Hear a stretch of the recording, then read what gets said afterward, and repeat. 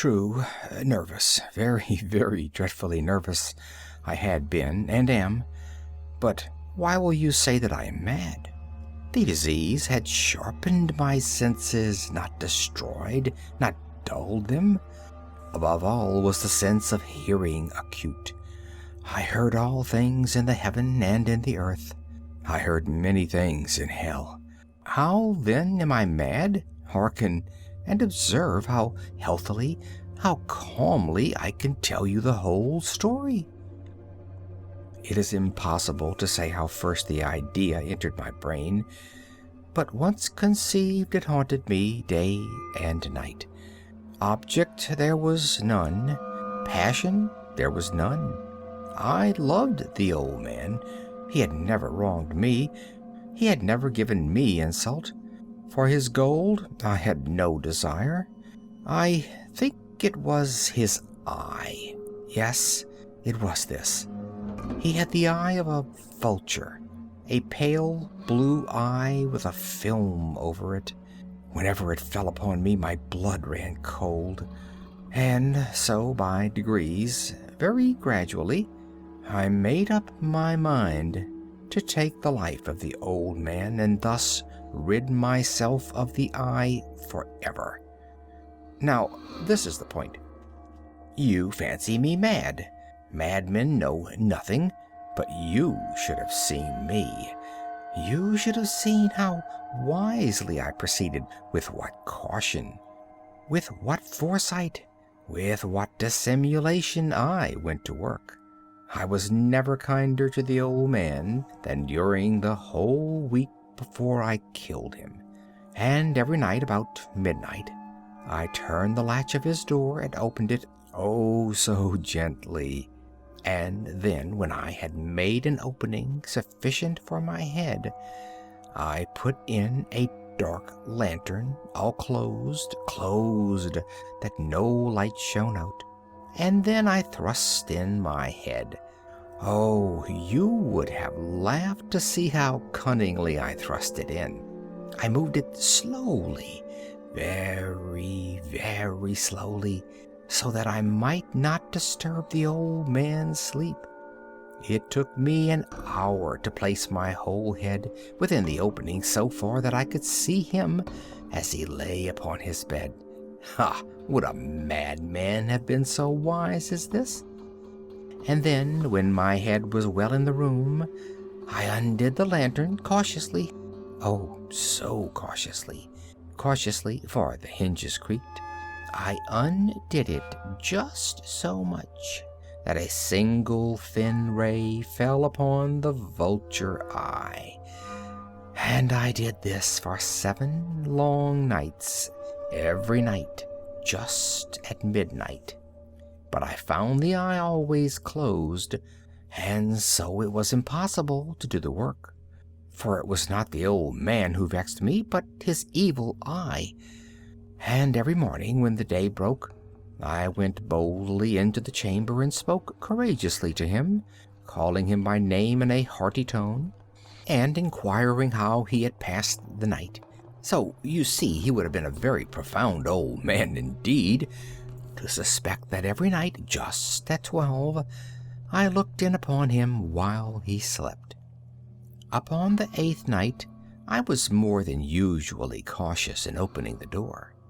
A watch's minute hand moves more quickly than did mine. Never before that night had I felt the extent of my own powers, of my sagacity. I could hardly contain my feelings of triumph.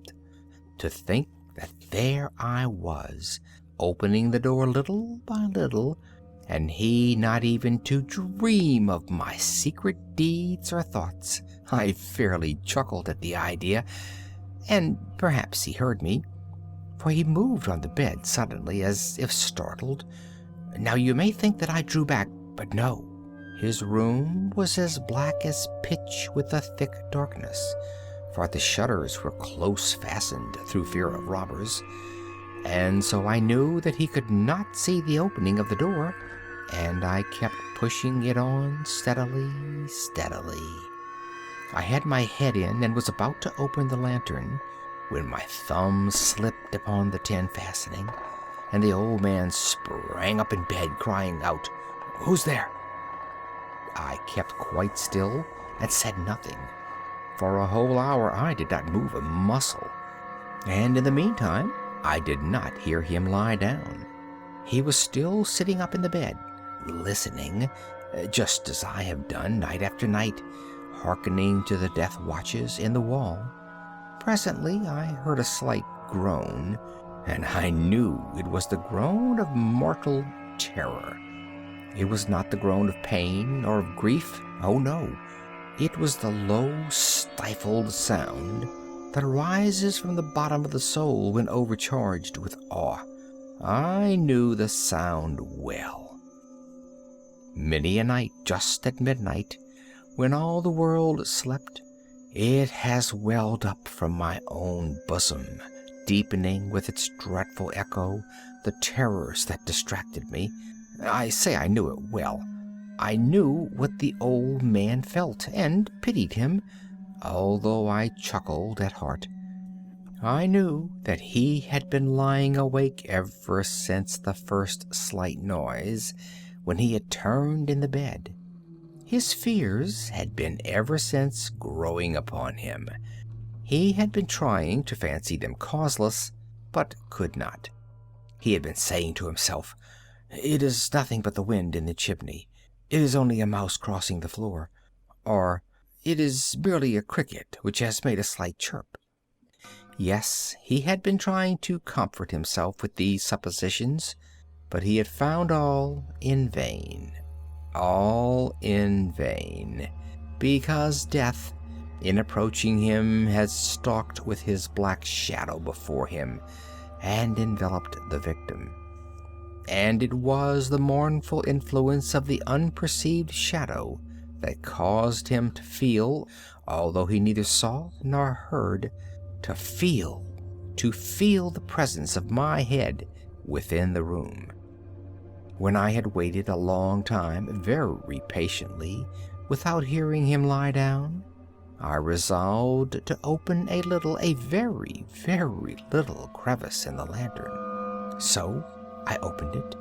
You cannot imagine how stealthily, until at last a simple dim ray, like the thread of the spider, shot from out the crevice and fell full upon the vulture eye. It was open, wide open, and I grew furious as I gazed upon it. I saw it with perfect distinctness, all a dull blue with a hideous veil over it that chilled the very marrow of my bones. But I could see nothing else of the old man's face or person, for I had directed the ray as if by instinct, precisely upon the damned spot. And have I not told you that what you mistake for madness is but over-acuteness of the sense? Now, I say, there came to my ears a low, dull, quick sound, such as a watch makes when enveloped in cotton. I knew that sound well, too. It was the beating of the old man's heart. It increased my fury, as the beating of a drum stimulates the soldier into courage. But even yet I refrained and kept still. I scarcely breathed. I held the lantern motionless. I tried how steadily I could maintain the ray upon the eye. Meantime, the hellish tattoo of the heart increased. It grew quicker and louder every instant. The old man's terror must have been extreme. It grew louder, I say, louder every moment. Do you mark me well? I have told you that I am nervous. So I am. And now, at the dead hour of the night, amid the dreadful silence of that old house, so strange a noise as this excited me to uncontrollable terror. Yet for some minutes longer I refrained and stood still. But the beating grew louder. I thought the heart must burst. And now a new anxiety seized me. The sound would be heard by a neighbor. The old man's hour had come. With a loud yell, I threw open the lantern and leaped into the room. He shrieked once, only once. In an instant, I dragged him to the floor and pulled the heavy bed over him. I then smiled gaily to find the deed so far done. But for many minutes, the heart beat on with a muffled sound. This, however, did not vex me. It could not be heard through the wall. At length it ceased. The old man was dead. I removed the bed and examined the corpse. Yes, he was stone dead. I placed my hand upon the heart and held it there many minutes. There was no pulsation. He was stone dead. His eye would trouble me no more. If you still think me mad, you will think so no longer when I describe the wise precautions I took for the concealment of the body. The night waned, and I worked hastily but in silence. First of all, I dismembered the corpse. I cut off the head and the arms and the legs. I then took up 3 planks from the flooring of the chamber and deposited all between the scantlings. I then replaced the boards so cleverly, so cunningly, that no human eye, not even his, could have detected anything wrong. There was nothing to wash out, no stain of any kind, no blood spot whatever. I had been too wary for that. A tub had caught all. Ha ha! When I had made an end of these labors, it was 4 o'clock, still dark as midnight. As the bell sounded the hour, there came a knocking at the street door. I went down to open it with a light heart, for what had I now to fear? There entered 3 men who introduced themselves with perfect suavity as officers of the police. A shriek had been heard by a neighbor during the night. Suspicion of foul play had been aroused. Information had been lodged at the police office, and they, the officers, had been deputed to search the premises. I smiled, for what had I to fear? I bade the gentleman welcome. The shriek, I said, was my own in a dream. The old man I mentioned was absent in the country. I took my visitors all over the house. I bade them search well. I led them at length to his chamber. I showed them his treasures, secure, undisturbed.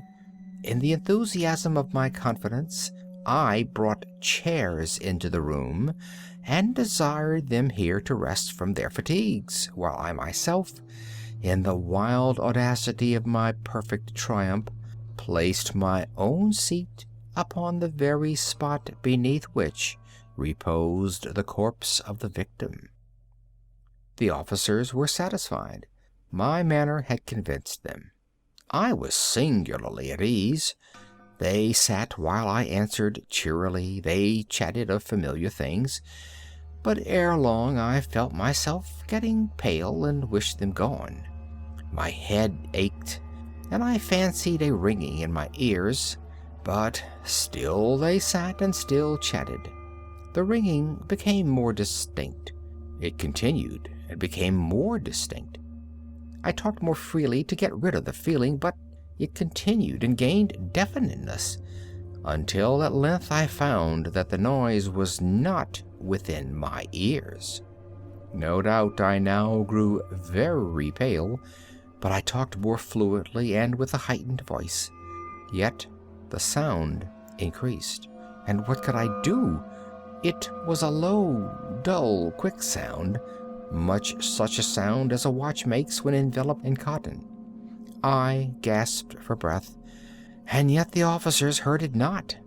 I talked more quickly, more vehemently, but the noise steadily increased. I arose and argued about trifles in a high key and with violent gesticulations, but the noise steadily increased. Why would they not be gone? I paced the floor to and fro with heavy strides, as if excited to fury by the observations of the men, but the noise steadily increased. Oh, God! What could I do? I foamed, I raved, I swore. I swung the chair upon which I had been sitting and grated it upon the boards, but the noise arose over all and continually increased. It grew louder, louder, louder, and still the men chatted pleasantly and smiled. Was it possible they heard not? Almighty God! No, no! They heard! They suspected! They knew! They were making a mockery of my horror. This I thought, and this I think. But anything was better than this agony. Anything was more tolerable than this derision. I could bear those hypocritical smiles no longer. I felt that I must scream or die, and now, again, hark! Louder, louder, louder, louder! Villains, I shrieked, dissemble no more. I admit the deed. Tear up the planks. Here, here. It is the beating of his hideous heart.